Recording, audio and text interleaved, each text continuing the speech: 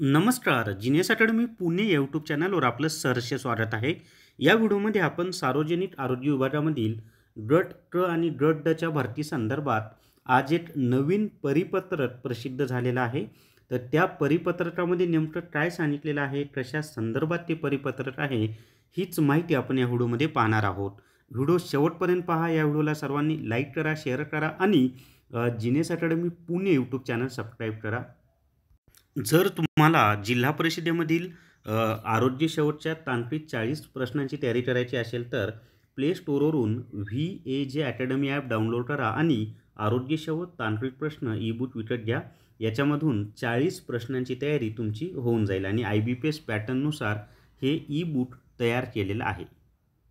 तर या ठिकाणी पहा, सार्वजनिक आरोग्य विभाग 2 एप्रिल 2024 या तारखेला हे प्रसिद्ध झालेलं परिपत्रक आहे.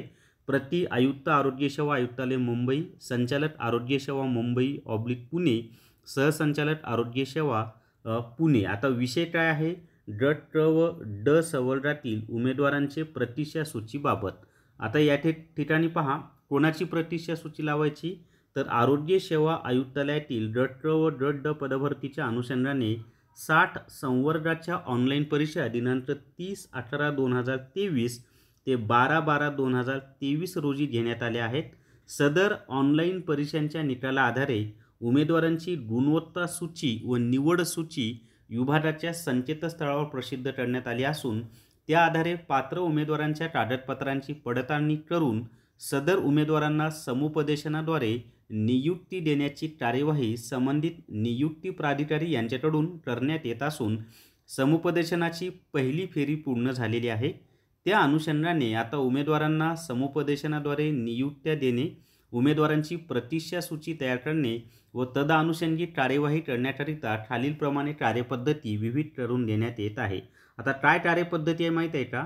समजा ज्या उमेदवाराची निवड झालेली आहे त्याला 3 संधी दिल्या जातील. म्हणजे पहिल्या समुपदेशनाला जर तो उमेदवार उपस्थित नाही राहिला तर त्याला दुसरी संधी दिली जाईल. दुसऱ्या समुपदेशनालाही तो उपस्थित नाही राहिला तर तिसरी संधी दिली जाईल, तिसरी आणि शेवटची. आणि तिसऱ्या समुपदेशनाला जर तो उपस्थित नाही राहिला तर त्याची निवड ही रद्द केली जाणार आहे. आणि तसं त्याला पोस्टाद्वारे एक पत्र पाठवलं जाणार आहे आणि त्या पत्राद्वारे त्यांना सांगितलं जाणार आहे की तुमची उमेदवारी रद्द झाली. कारण काय, तर 3ही समुपदेशनामध्ये तुम्ही उपस्थित राहिला नाहीत. आता हे सर्व झाल्यानंतर जे विद्यार्थी तिन्ही समुपदेशनाला उपस्थित राहणार नाहीत तर हे सर्व झाल्यानंतर एक वेटिंग लिस्ट लावल्या जाईल आणि जे विद्यार्थी आधी जॉईन होणार नाहीत त्या म्हणजे त्या जागी वेटिंग लिस्टमधला विद्यार्थी घेतला जाईल, पण त्याच कॅटेगरीचा वरच्या जे असतील मार्क्स त्यांना ते घेतलं जाणार आहे. आणि अजून एक लक्षात ठेवा, ही वेटिंग लिस्ट 1 वर्षासाठी आहे असं यांनी स्पष्ट दिलेलं आहे.